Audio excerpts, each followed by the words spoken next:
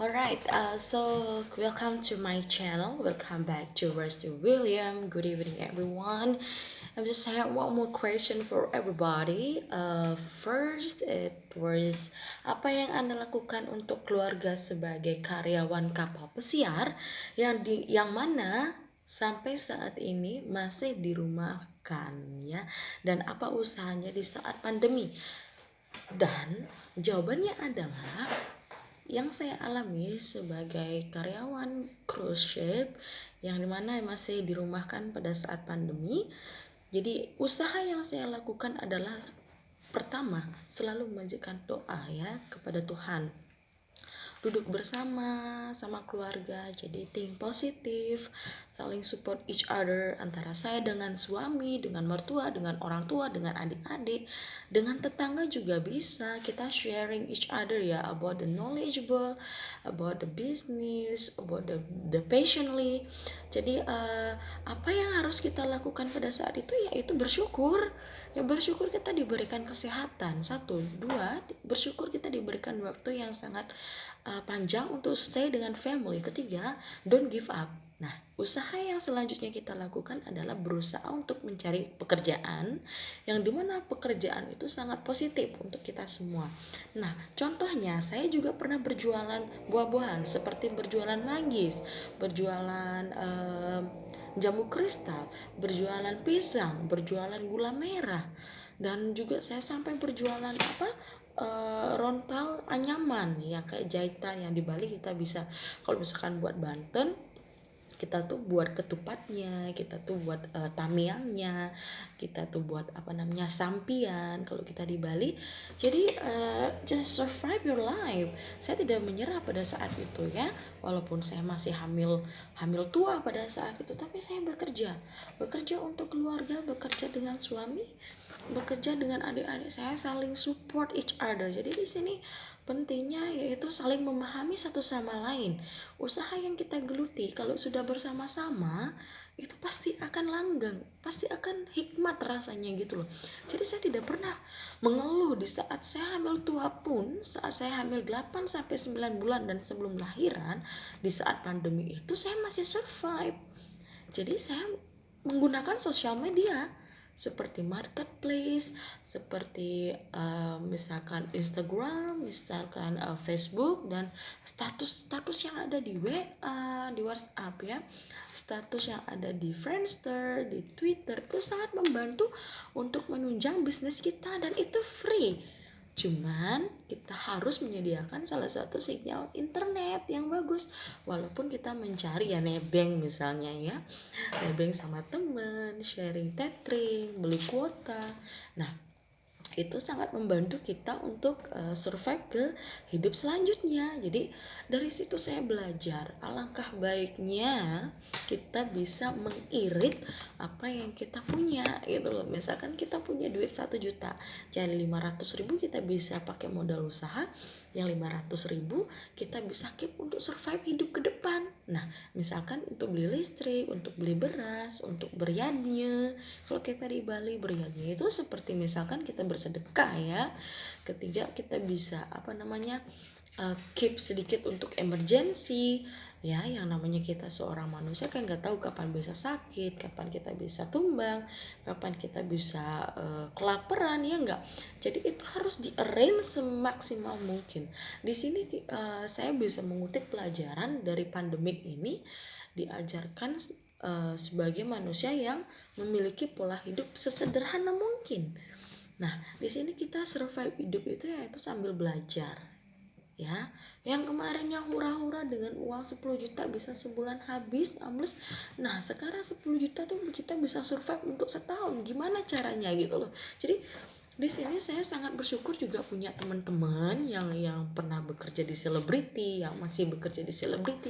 Misalkan satu, saya memiliki seorang teman yang bernama Ogi dan Bapak Komang ya, Bapak Komang dari Bubunan ya. Istrinya itu sangat memotivate sekali.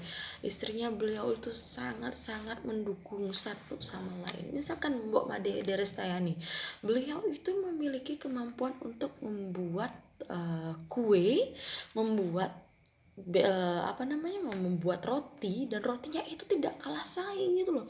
Rotinya tuh malah mengalahkan bakery-bakery yang ada di luar negeri sana, karena dia itu menggunakan teknik feeling ya, perasaan, yaitu genuine juga. Jadi selain takaran yang pas, yang perfect, dia juga menggunakan hati untuk membuat itu maksudnya apa ya, ikhlas banget gitu. Jadi usahanya itu adalah bakery ya, kecil-kecilan lah, buat donat, buat ini, buat itu.